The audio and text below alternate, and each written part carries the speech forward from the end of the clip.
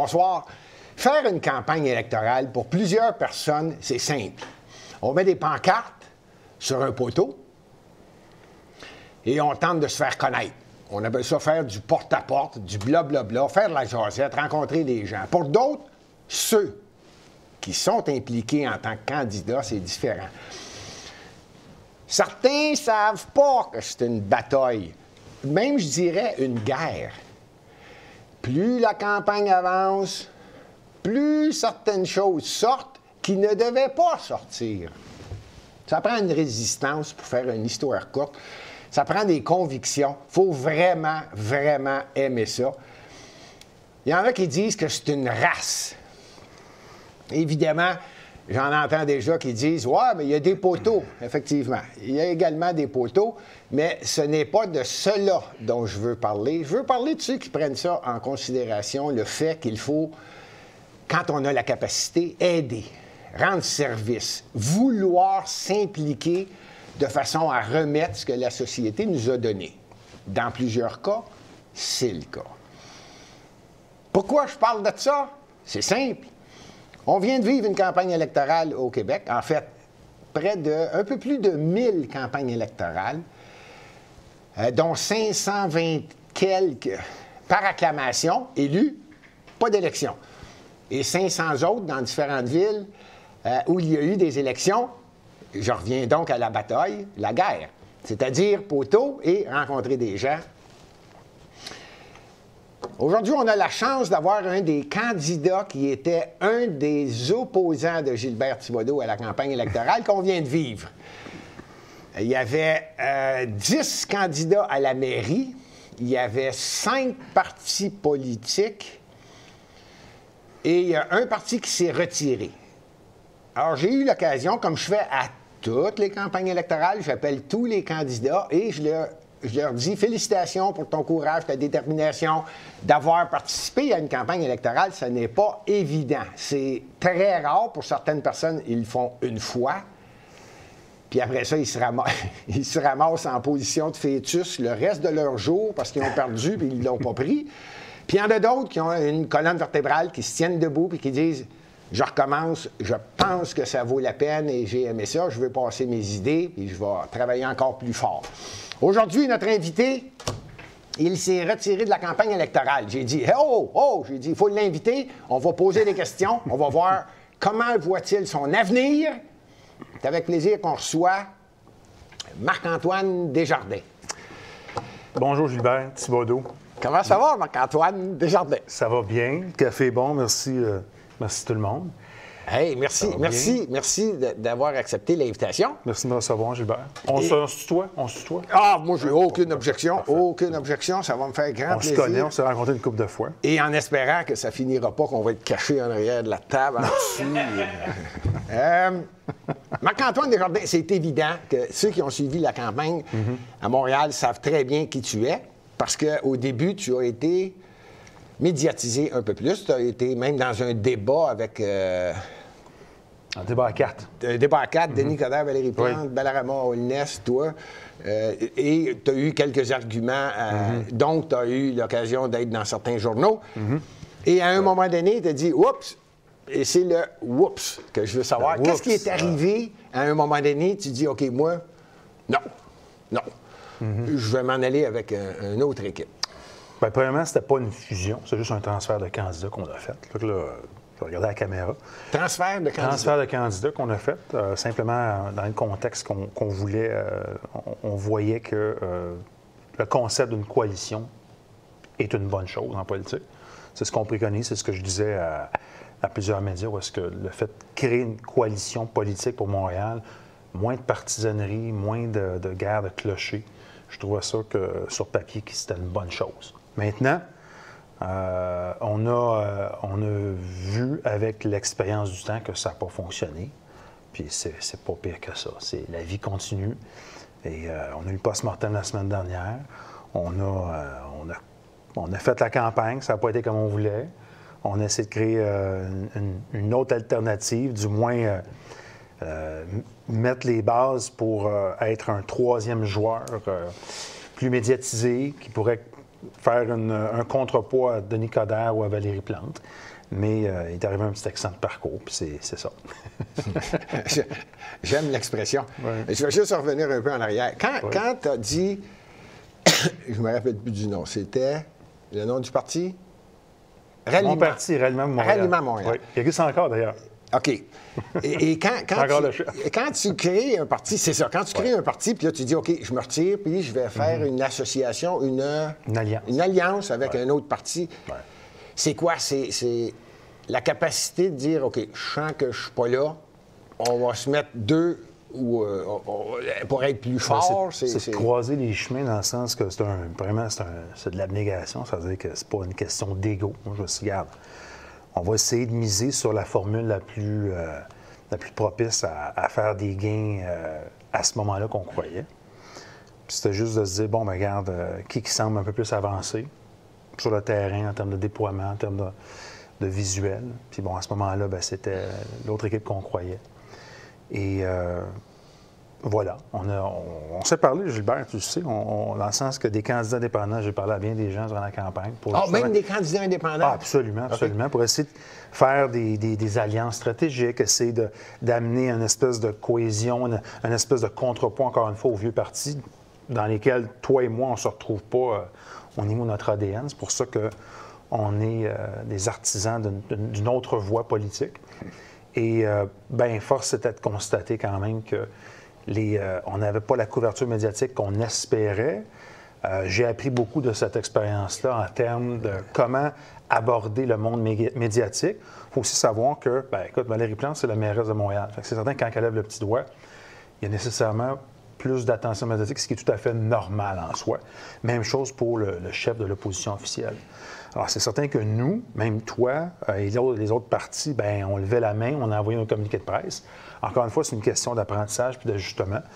Et bien, c'est ça. Alors, on a décidé de créer, on a voulu créer une alliance qui, malheureusement, est devenue un mariage blanc.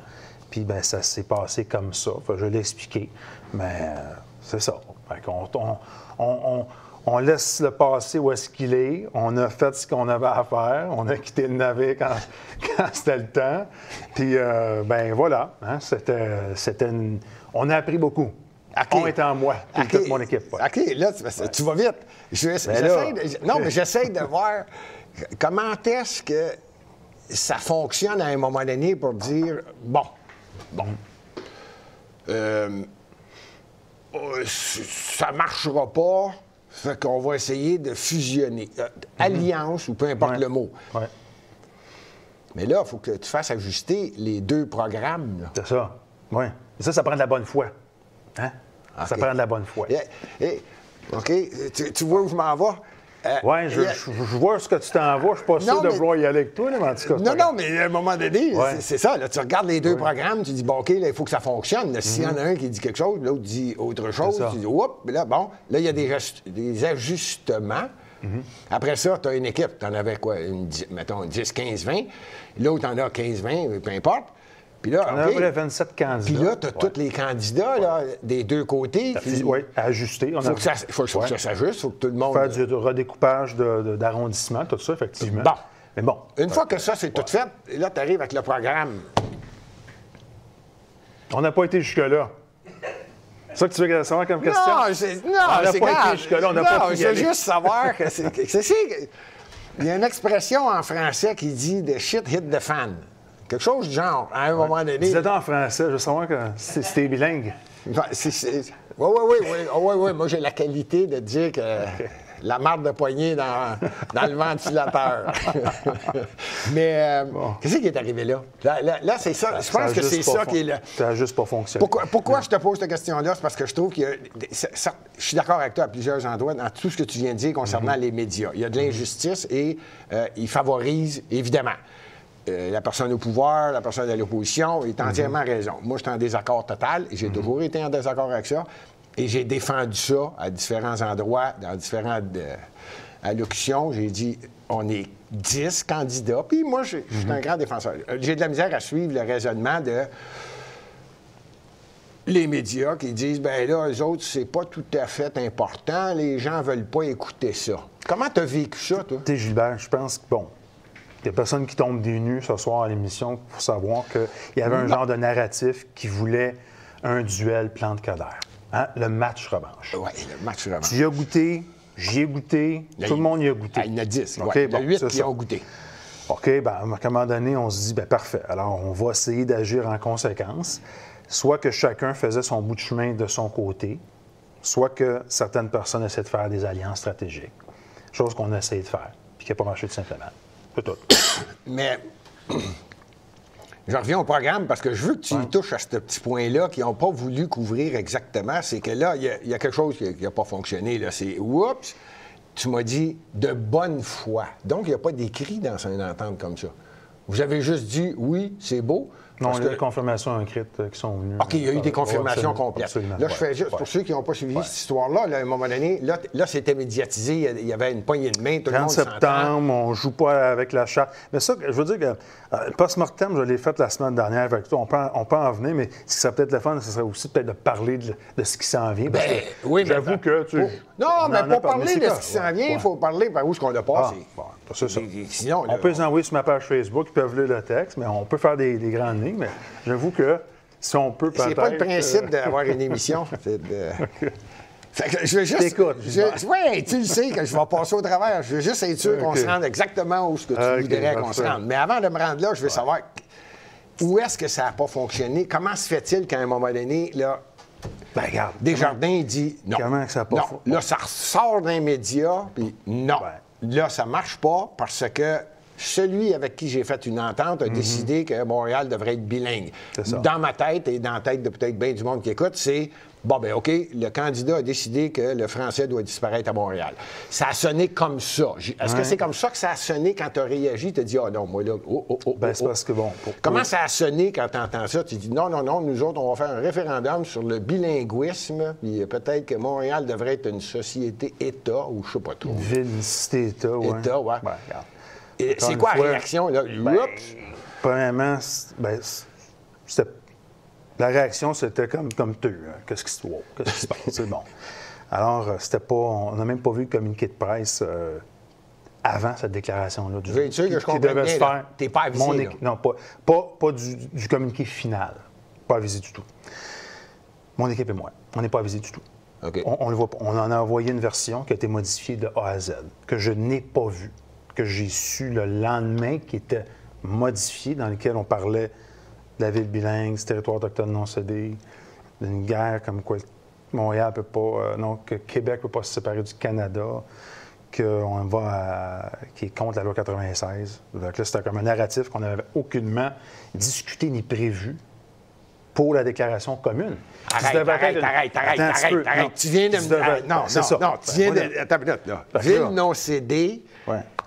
bilingue, le Québec ne peut pas se séparer. Ouais. Un référendum on parle de la mairie de Montréal, là. C'est ça. Et c'était ça, là. Exactement. On devait faire une déclaration commune sur les enjeux linguistiques, l'intégration des immigrants, puis le SPVM, diminuer le budget de la SPVM. La reddition de compte du SPVM, OK, bon.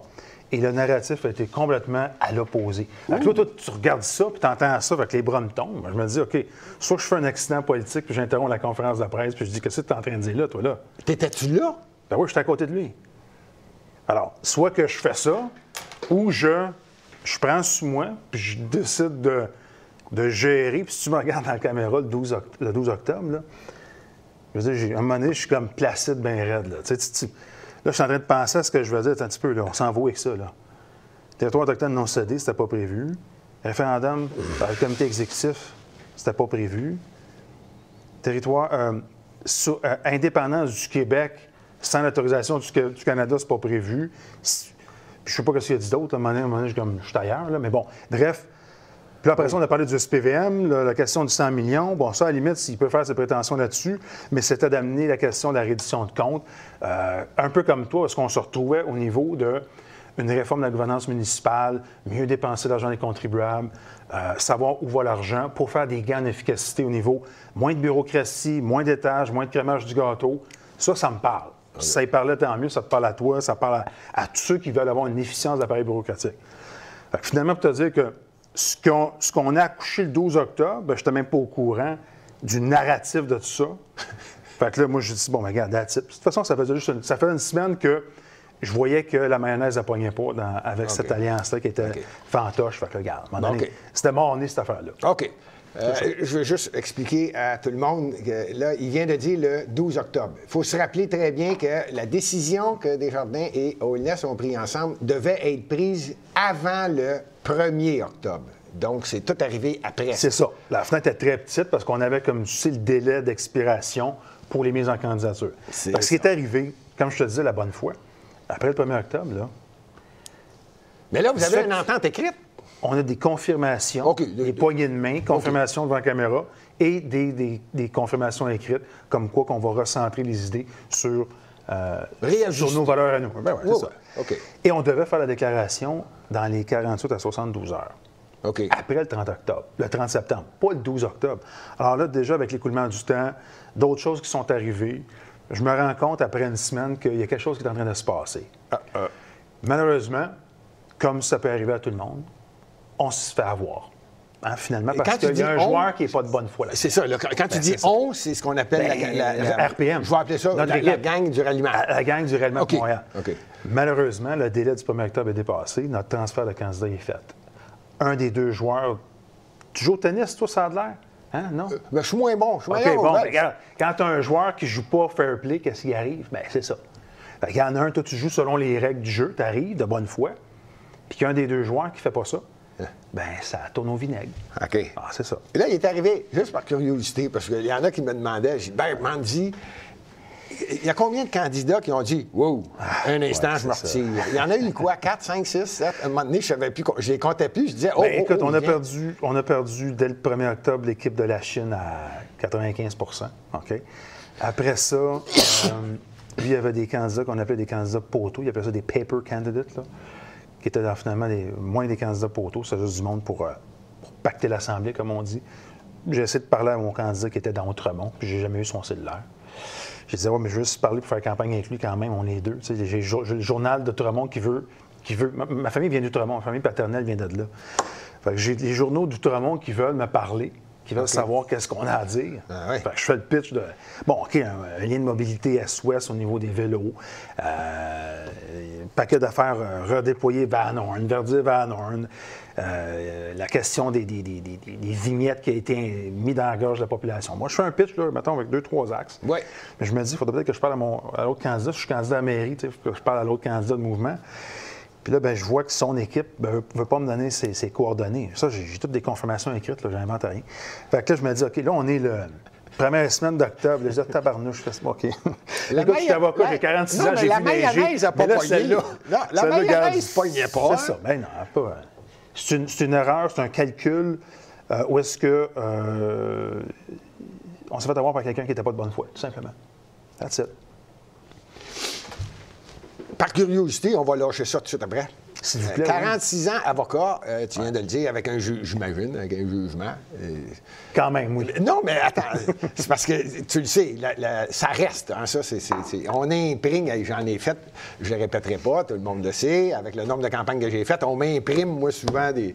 C'est un libéral, toi. Un rouge teint. Et voilà, c'est ça. Moi, ils m'ont teint... C'est un fédéraliste multiculturaliste, c'est ça? Oui, puis là, vois-tu, lors de la campagne... Moi, je suis un interculturaliste nationaliste. Puis tu vois, là, maintenant, on est en train de dire que Gilbert, c'est le seul nationaliste indépendantiste. Mais là, il y a des journalistes qui ont... libéral, ça marche pas avec ça. Là. Non, c'est ça. Là, ça a changé. Là. Pendant la campagne, là, je t'ai rendu le seul nationaliste. Mais tu fais tes pauses bilingues, fait que ça marche nationaliste, ah ouais? OK. Je taquine, regarde, on est mort. Les pauses bilingues? Tes annonces bilingues. Ça pour dire que j'essaie de te suivre. Là, est finie la campagne, Marc-Antoine. Et bon. Ben là, attends, moi, en plus, j'ai des titres que tu n'as pas. Moi, là, il y a des journalistes qui m'ont... Oui, complotistes. Moi, je les ai tous eus. Mais ça, tu vis avec. Tu vas vivre avec cette fusion-là. Mais là, après ça... Un mariage blanc, tout. La fusion n'a pas marché. J'aime ça, le mariage blanc. Là, il arrive quoi? OK, on va lâcher ça. Après ça, je vais parler. Candidat, ben c'est ça, on a perdu. Là, après ça, tu fais quoi? Tu perds 6, 7, combien t'en as perdu? Il y en a 2 candidats qui ont été radiés par lui. Moi, j'étais supposément co-chef. Fait que dans le fond, c'est juste foutu de notre gueule de A à Z par rapport Là, à ça. c'était un parti à deux têtes, Ben, donc vous deviez communiquer. Exactement. Ah, mais boy. on communiquait, dis-moi, j'essaie de communiquer avec eux autres, mais c'était très, très opaque. Puis d'autres personnes peuvent te confirmer la même chose.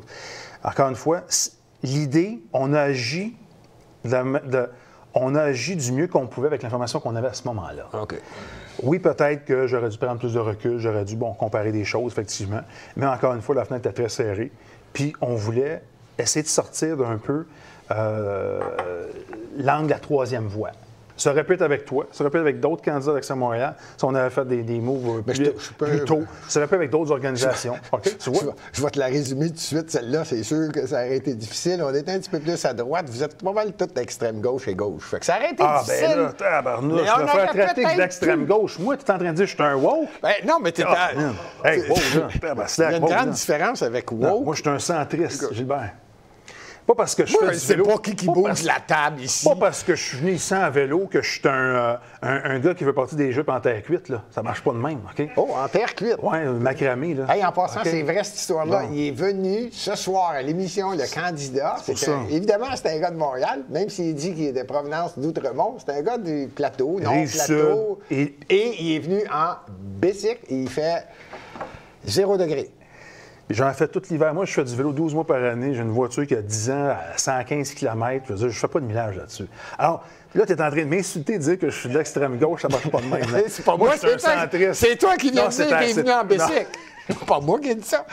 C'est toi qui as dit ça. C'est un centriste. Écoute... Mais là, il est arrivé... Attends une minute. Là, on avait un parti, deux têtes, deux personnes on doivent décider. On devait faire une espèce de binôme. On trouvait que l'idée était excellente, justement. Pas sûr, moi, là. Deux têtes. Mais là, tu viens de me le prouver. Écoute, Plante et Mme Olivier font ça. Disent que c'est la première fois que Montréal va être dirigé par deux femmes. Si, encore une fois, on n'ira pas là, ça n'a pas été jusque-là. Mais l'idée d'offrir un ticket, comme aux États-Unis, Harris, Biden... un ticket de deux personnes qui vont avoir des sphères d'influence dans la ville différentes que juste un maire avec sa gang en dessous, ça peut quand même être quelque chose d'intéressant parce qu'on amène un espèce de vent nouveau qui préconise la troisième voie, qui préconise loin des vieux partis traditionnels, loin de la politique archaïque. Écoute, on y a cru le temps des roses, puis ça n'a pas marché. C'est ça. Ça aurait pu marcher avec d'autres personnes, ça aurait peut-être pu marcher avec ta gang. On le saura, l'avenir nous le dira. Mais moi, je crois que Montréal a besoin d'une troisième voie puis de gens qui vont se rallier autour de ce concept-là. Comment que ça va se faire? Ça va être quoi la couleur du véhicule? C'est à voir. Qui va être sur le ticket? Qui va être le candidat à la mairie ou pas? Ou un homme, une femme? Mais je crois que maintenant, Montréal a besoin de gens qui vont vouloir justement préconiser une troisième voie parce que là, Valérie Plante va avoir 4 ans. Elle va être sur haute observation, j'espère, par des gens à la fois de ton équipe et peut-être de gens venant de chez nous et d'autres organismes. Mais je pense qu'on est dû pour mettre fin à cette maudite dualité politique à Montréal. Bon. T'es pas d'accord avec moi? Parce que c'est toi qui es l'invité, ça me fait plaisir. Si tu veux mon opinion, moi, je peux la donner à n'importe quel autre moment. Mais moi, mon opinion est bien plus rapide et bien plus simple. Il ne devrait pas avoir de parti politique. On devrait tous être indépendants. Je suis d'accord avec toi. Puis il devrait avoir une grande réduction du nombre d'élus. On est 100% d'accord là-dessus, Gilbert. On s'éloigne.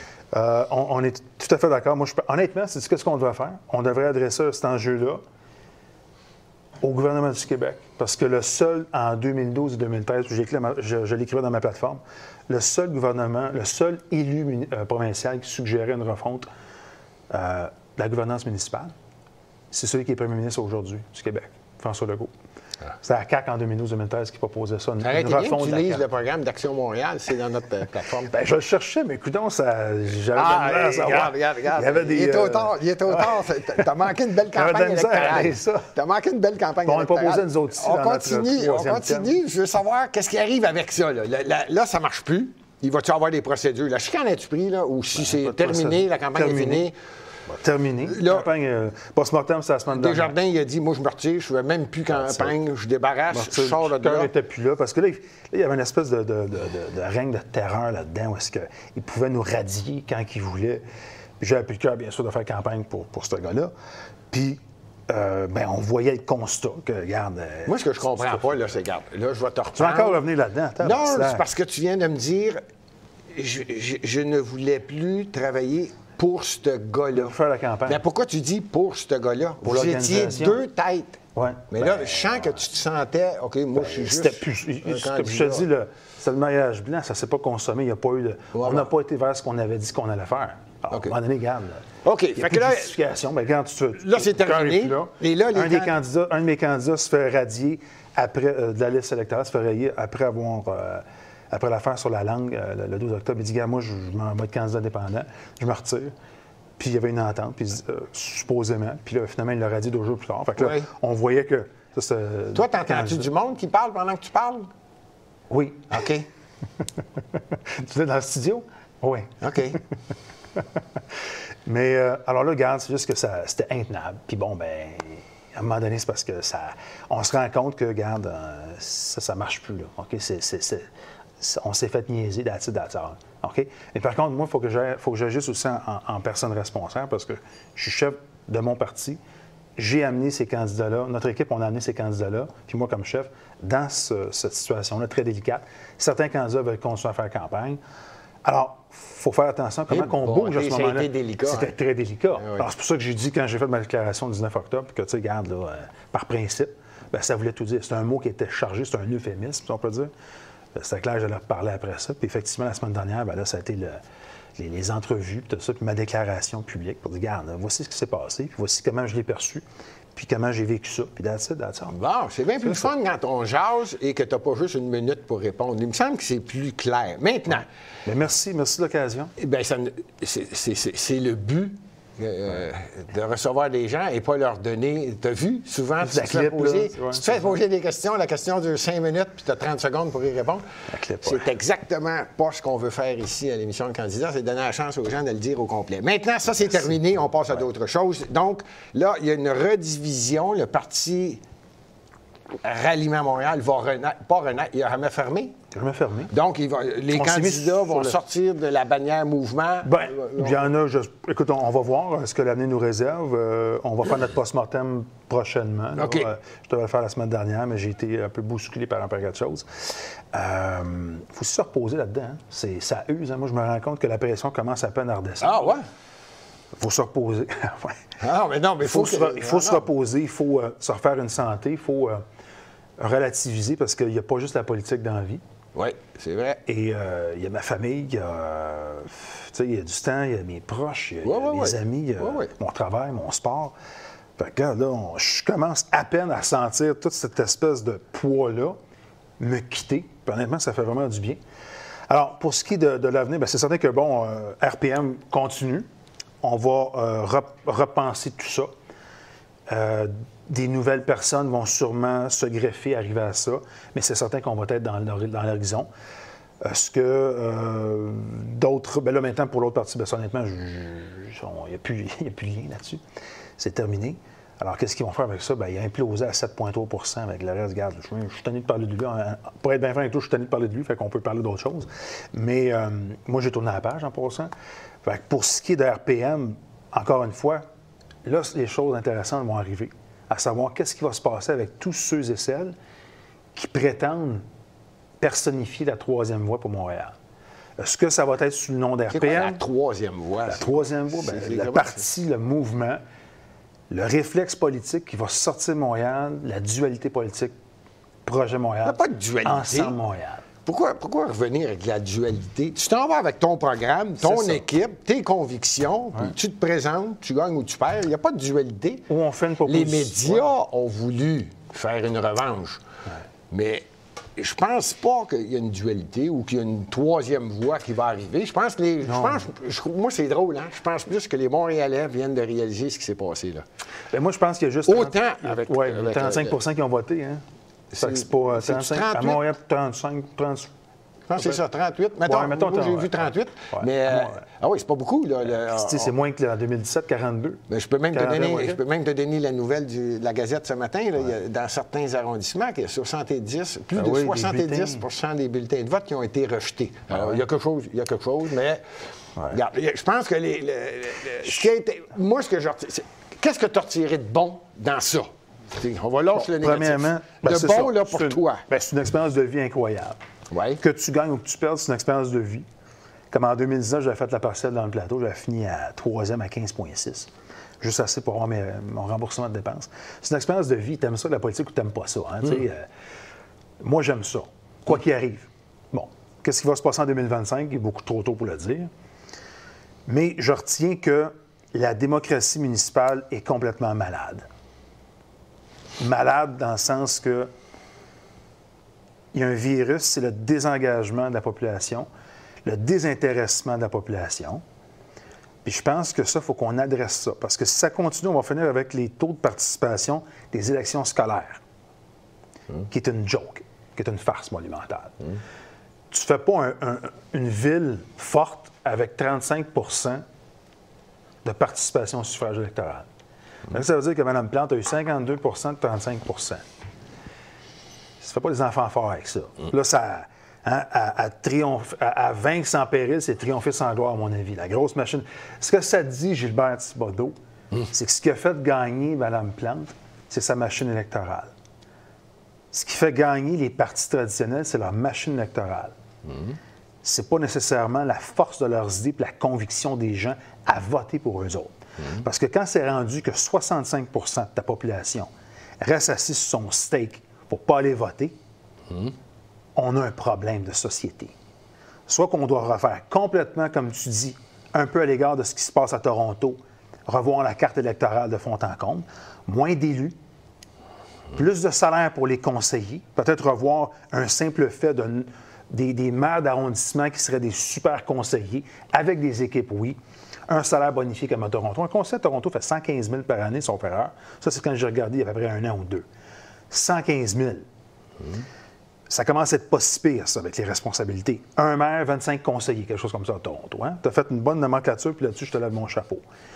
On doit faire ça. On est 103 conseillers à Montréal. C'est ridicule. Pour une population de 1,9 million, Toronto qui soit 3,5, 3,6, 25 conseillers, un maire.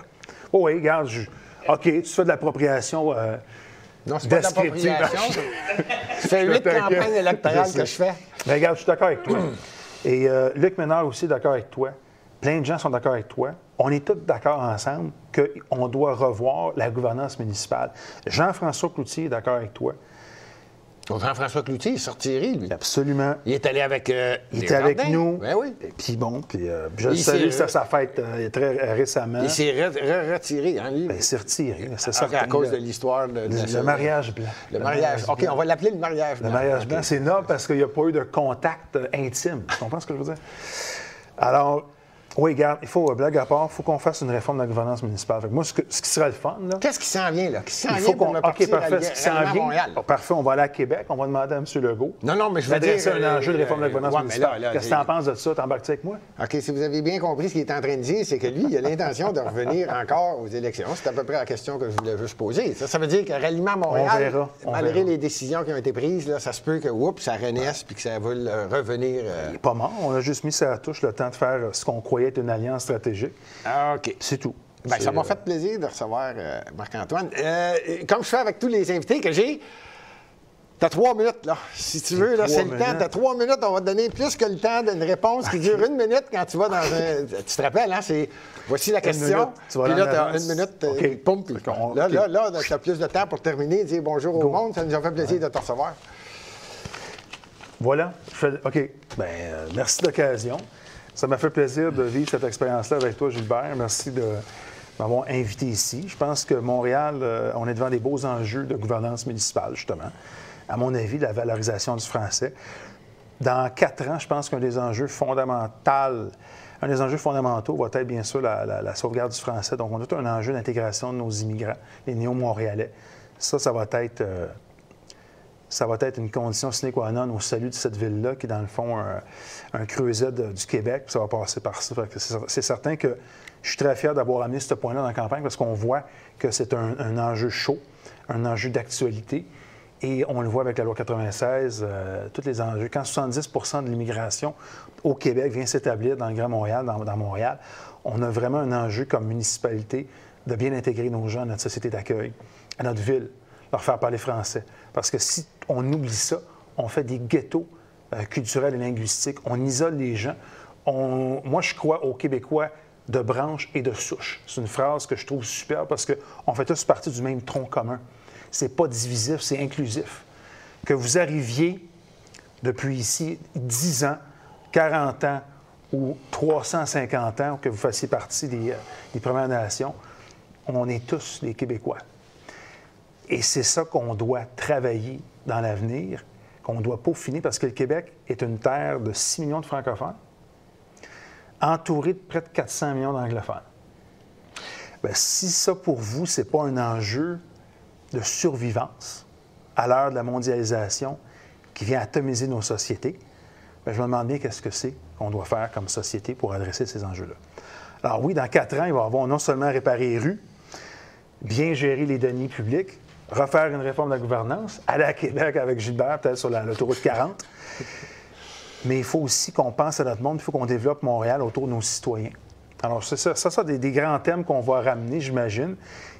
Peu importe la personne qui va être le porte-étendard de Ralliement pour Montréal en 2025, s'il n'y a pas un parti agrandi qui va naître, peut-être, des troisièmes voies alternatives, on ne le sait pas.